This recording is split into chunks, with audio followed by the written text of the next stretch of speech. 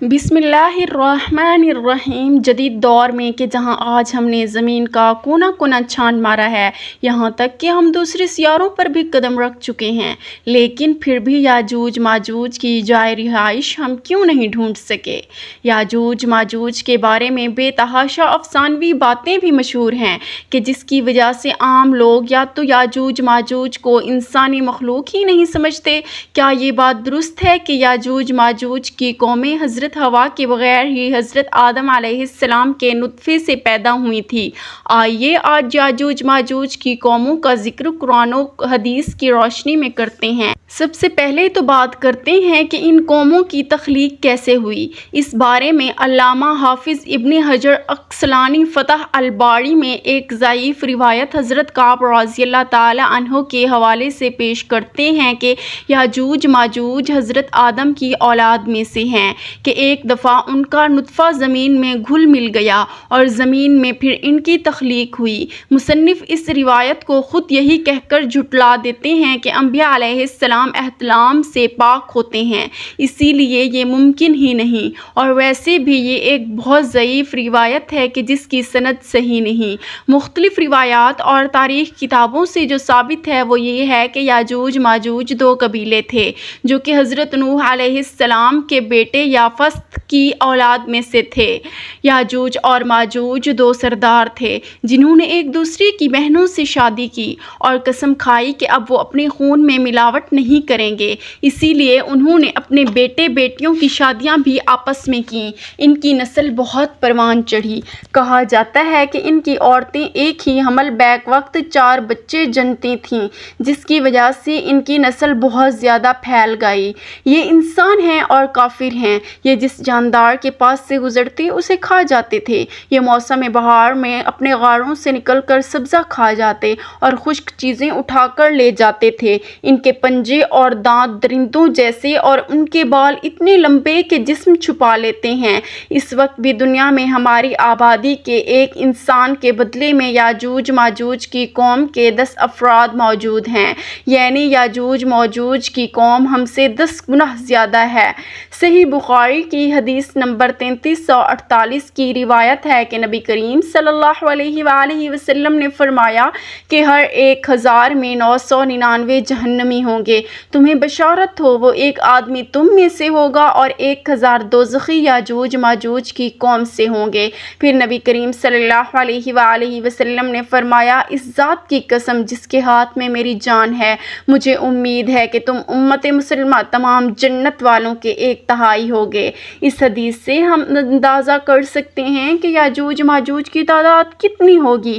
تاریخی شواہد سے معلوم ہوتا ہے کہ لوگ شمال مشرقی ایشیا میں زندگی بسر کرتے تھے اور اپنے وحشیانہ حملوں کے نتیجے میں ایشیا کے جنوبی اور مغربی علاقوں میں مصیبت برپا کرتے تھے۔ بعض تاریخ دانوں نے ان کے رہائشی علاقے کو ماسکو اور توبلسی کے آس پاس بتلایا ہے، اور بعض کا خیال ہے کہ یاجوج ماجوج کا شہر تبت اور چین سے بحیرہ منجمد شمالی تک اور مغرب میں ترغستان تک پھیلے ہوئے ہیں۔ قیامت کی 10 عظیم نشانیوں میں سے ایک یاجوج ماجوج کا ظہور بھی ہے۔ اللہ پاک قرآن مجید میں فرماتا ہے، یہاں تک کہ یاجوج اور ماجوج کھول دیے جائیں گے اور وہ ہر بلندی سے دوڑتے ہوئے آئیں گے۔ یاجوج اور ماجوج کا وجود ذوالقرنین کے عہد سے تعلق رکھتا ہے۔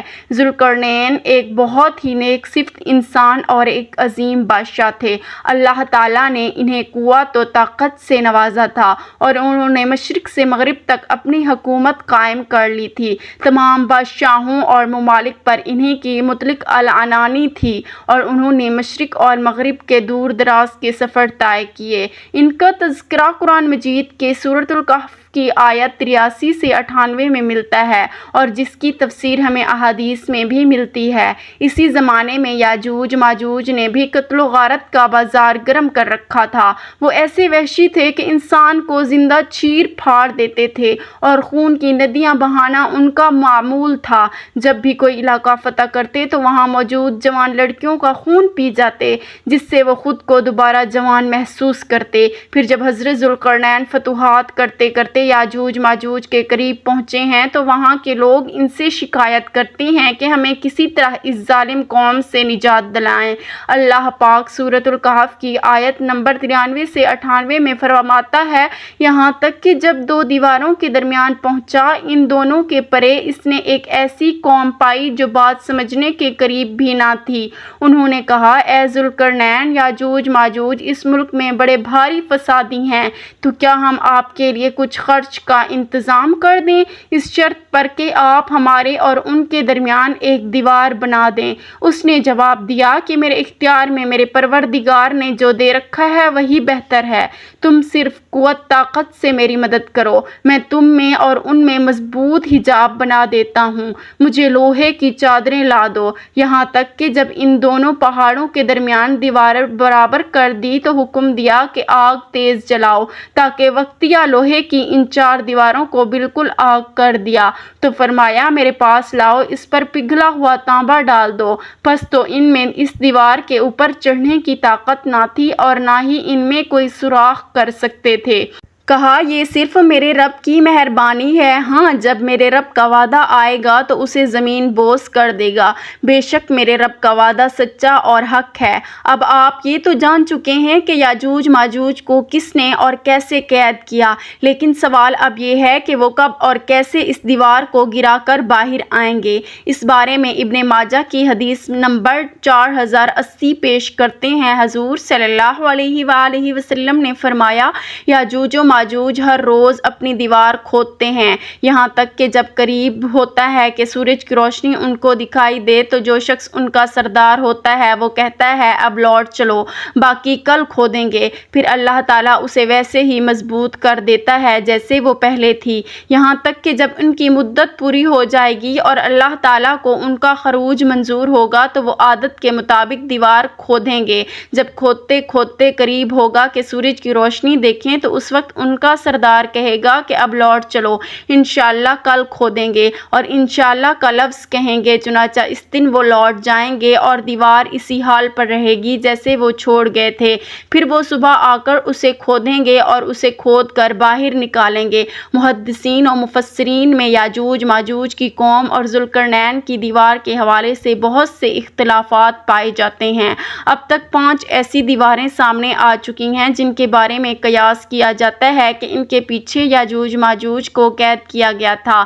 ان میں سے ایک دیوار چین بھی ہے، لیکن یہ عام مصالح سے بنی ہوئی ہے۔ یمن میں دیوار مارب کے بارے میں بھی سد ذوالقرنین ہونے کا گمان کیا جاتا ہے، لیکن یہ سیلاب روکنے کے لیے بنائی گئی تھی۔ قفقاز میں دریائے خزر اور بحر اسود کے درمیان دیوار کی طرح کا پہاڑی سلسلہ شمال اور جنوب کو الگ کرتا ہے۔ یہاں ایک لوہے کی دیوار بھی نظر آتی ہے جس کے بارے میں لوگ قیاس کرتے ہیں کہ یہی ذوالقرنین کی دیوار ہے۔ ایک صحابی نے رسول صلی اللہ علیہ وآلہ وسلم سے عرض کیا، میں نے اس دیوار کو دھاری دار چادر کی طرح دیکھا ہے جس کی ایک دھاری سرخ ہے اور ایک کالی ہے۔ اس پر آپ صلی اللہ علیہ وآلہ وسلم نے فرمایا، واقعی تم نے اس کو دیکھا ہے۔ باقی یہ دعویٰ کہ سائنس کی ترقی کی وجہ سے اب دنیا کا کوئی چپا چھپا نہیں بچا، یہ دعویٰ غلط اور بے دلیل ہے۔ جس دیوار کی اور جس قوم کی حق تعالیٰ نے خبر دی ہے وہ صحیح اور درست ہے، اور اس پر ایمان لانا واجب ہے اور اس کی تصدیق فرض ہے، مگر ہم کو اس دیوار کا موقع اور محل معلوم نہیں۔ بلا شبہ عقلاً یہ ممکن ہے کہ ہمارے اور ان کے درمیان بڑے بڑے سمندر اور بڑے بڑے پہاڑ حائل ہوں۔ اب سوال یہ پیدا ہوتا ہے کہ پہلے دجال کا ظہور ہوگا یا پھر یاجوج ماجوج؟ صحیح مسلم 2254 رقم 2937 کی روایت میں رسول صلی اللہ علیہ وآلہ وسلم فرماتے ہیں، جب دجال کا ظہور ہو جائے گا تو حضرت عیسیٰ ابن مریم علیہ السلام دمشق کی مشرق جانب سفید مینار پر زرد کپڑوں پہنے ہوئے 2 فرشتوں کے بازوں پر ہاتھ رکھے ہوئے اتریں گے۔ ان کی سانس کی بھاپ جس کافر کو بھی پہنچے گی وہ ہلاک ہو جائے گا۔ حضرت عیسیٰ علیہ السلام دجال کو باب لد کے مقام قتل کر دیں گے، پھر اللہ تعالیٰ کے حکم سے حضرت عیسیٰ مومنین کو کوہ طور پر لے جائیں گے، کیونکہ اس وقت یاجوج ماجوج کا ظہور ہوگا جن کو کبھی شکست نہ ہوئی ہے۔ یاجوج ماجوج ہر بلندی سے پھیل جائیں گے۔ جب یاجوج ماجوج ظاہر ہوں گے تو اتنی زیادہ تعداد میں ہوں گے، ان کا پہلا گروہ ہی بحیرہ تبریہ کا سارا پانی پی جائے جائے گا، اور جب ان کا آخری گروہ بحیرہ طبریہ پہنچے گا تو گمان کرے گا کہ کبھی یہاں پانی ہوتا تھا۔ زمین کو فتح کرتے کرتے وہ بیت المقدس تک پہنچیں گے تو کہیں گے کہ ہم نے ساری دنیا فتح کر لی، اب آسمان کو بھی فتح کیا جائے۔ تو وہ آسمان پر تیر پھینکیں گے جو خون آلود ہو کر واپس آ جائیں گے، تو یاجوج ماجوج کہیں گے کہ ہم نے آسمان کو بھی فتح کر لیا۔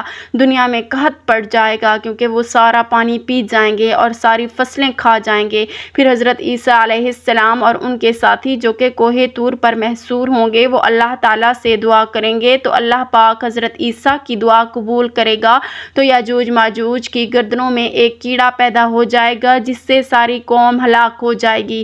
ہر طرف یاجوج ماجوج کی لاشیں ہوں گی، گندگی، بدبو اور خون کی ندیاں بہہ رہی ہوں گی، یہاں تک کہ زمین پر پیر رکھنے کو جگہ نہ ملے گی۔ تو پھر حضرت عیسیٰ علیہ السلام اللہ پاک سے دعا کریں گے تو اللہ پاک بڑے بڑے پرندوں کو بھیجے گا جو ان لاشوں کو اٹھا کر کہیں دور لے جائیں گے جہاں اللہ پاک کا حکم ہوگا۔